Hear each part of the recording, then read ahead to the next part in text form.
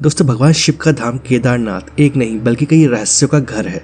और भारत ही नहीं बल्कि दुनिया भर में केदारनाथ मंदिर को दुनिया के सबसे रहस्यमय मंदिरों में से एक माना जाता है। केदारनाथ मंदिर भारत के उत्तराखंड राज्य के रुद्रप्रयाग जिले में स्थित हिंदुओं का एक प्रसिद्ध मंदिर है। उत्तराखंड में हिमालय पर्वत की गोद में केदारनाथ मंदिर 12 ज्योतिर्लिंगों में शामिल होने के साथ 4 धाम और पंच केदार में से भी एक है। और इस मंदिर के बारे में एक बहुत ही प्रचलित मान्यता यह है कि जो कोई भी इस मंदिर में जाकर पूजा कर पाता है वो बहुत ही भाग्यशाली होता है। और ऐसा इसलिए क्योंकि इस मंदिर तक पहुंच पाना हर किसी की किस्मत में नहीं होता। लेकिन एक हैरान कर देने वाली बात तो यह है कि इस मंदिर को कब और किसने बनवाया इसके बारे में कोई भी ठीक से नहीं जानता है। हालांकि धर्म और शास्त्रों में लिखा गया है कि केदारनाथ मंदिर को पांडवों ने बनवाया था, लेकिन अभी तक इस बात का कोई सबूत नहीं मिला है कि इस मंदिर को पांडवों ने बनवाया था या फिर इसके पीछे कोई और ही रहस्य छिपा हुआ है। वैसे इस मंदिर का रहस्य यही खत्म नहीं होता है, क्योंकि जब आप इस मंदिर की बनावट को देखेंगे तो आप सोच में पड़ जाएंगे। क्योंकि केदारनाथ मंदिरों में जिन पत्थरों का इस्तेमाल किया गया है वो इतने सटीक और इंटरलॉकिंग तरीके से लगे हुए हैं कि देखकर इन्हें ऐसा लगता है जैसे इन्हें मॉडर्न इंजीनियरिंग के द्वारा बनाया गया हो। लेकिन ये तो पॉसिबल ही नहीं है, क्योंकि ये मंदिर आज से हजारों सालों पहले बन चुका है। और जाहिर सी बात है कि जब भी ये मंदिर बना होगा उस समय आज की जैसी मॉडर्न टेक्नोलॉजी तो होगी नहीं, और इसीलिए बिना किसी आधुनिक तकनीक के इस मंदिर को ऐसा बना पाना किसी चमत्कार से कम नहीं है।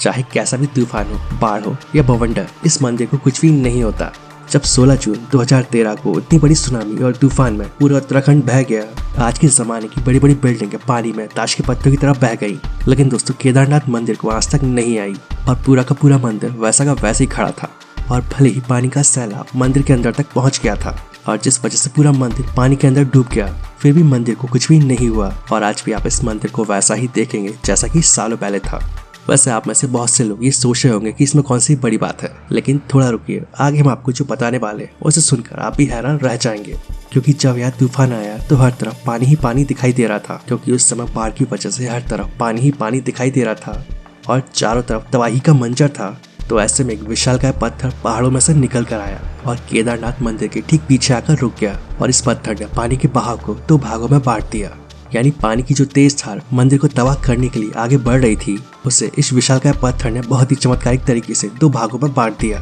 और इसी वजह से ये मंदिर पूरी तरह से सुरक्षित रहा। तो ऐसे में एक बड़ा सवाल ये आता है कि जब लेटेस्ट टेक्नोलॉजी और मजबूत पत्थरों का इस्तेमाल करके बनाई गई बिल्डिंग्स इस पानी के बहाव को नहीं झेल सकी और पानी में ढह गई, तो भला केदारनाथ मंदिर क्यों नहीं डूब सकता था। अब आप चाहे से कुछ भी कहे, क्योंकि जब बड़ी बड़ी बिल्डिंग्स पानी में ढह रही थी तो एक विशालकाय पत्थर ने मंदिर को सुरक्षित रखने का काम किया।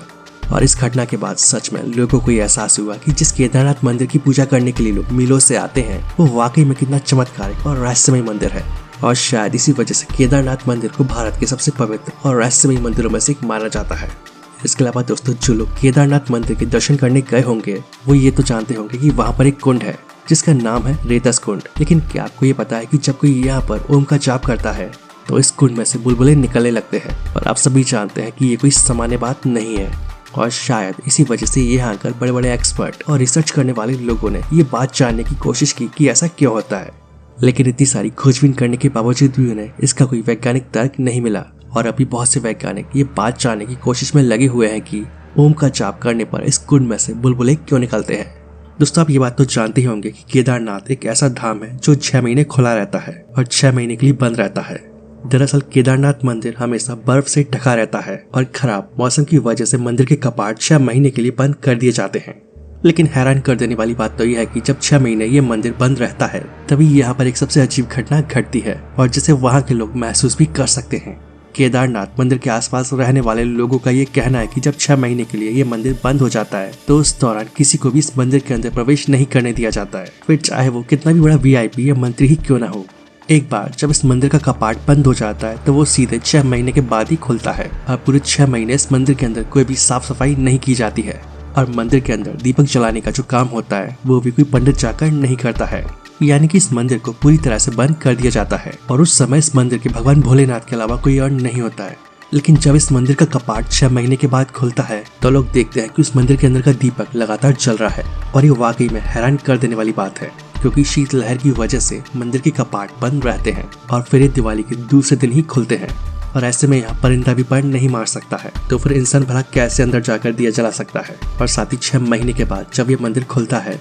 तो ये वैसा ही मिलता है जैसा 6 महीने पहले था, यानी मंदिर अंदर से बिल्कुल भी गंदा नहीं होता है। जबकि अगर हम किसी कमरे को 6 महीने का 6 दिन के लिए ही बंद कर दें तो वो वैसा नहीं रहता है जैसा कि हम छोड़कर गए थे, यानी कि उसमें किसी न किसी तरीके से धूल मिट्टी आ जाती है और वो गंदा हो जाता है। और शायद इन सभी कारणों की वजह से लोग केदारनाथ मंदिर को इतना पवित्र और रहस्यमयी मानते हैं, और लोगों के मन में केदारनाथ मंदिर के लिए जो आस्था और विश्वास है वो वाकई में अद्भुत है, क्योंकि ये मंदिर खुद बहुत अद्भुत है।